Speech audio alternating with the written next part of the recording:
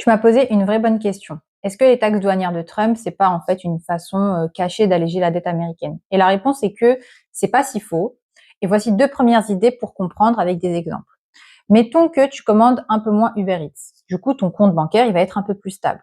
En d'autres termes, si tu arrêtes Uber Eats, tu dépenses moins et donc tu as moins besoin d'argent, d'utiliser ton argent. C'est pareil pour les États-Unis. En mettant des taxes à l'import, ils freinent les achats à l'étranger et donc ils ont moins besoin d'utiliser des monnaies étrangères ou des devises étrangères. Le dollar va rester un peu plus stable, voire baisser un petit peu.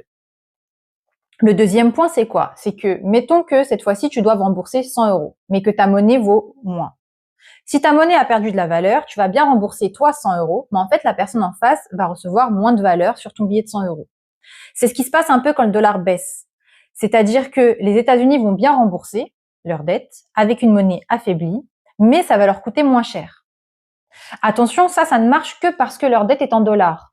S'ils devaient rembourser en euros ou en yens, là oui, un dollar faible leur ferait perdre de l'argent. Mais comme ils empruntent dans leur propre monnaie, ils sont tranquilles. Et je vais te donner la suite dans une deuxième partie, parce que cette vidéo est déjà un peu trop longue, et je vais t'expliquer comment est-ce que les États-Unis profitent de leur monnaie pour emprunter et faire payer les autres.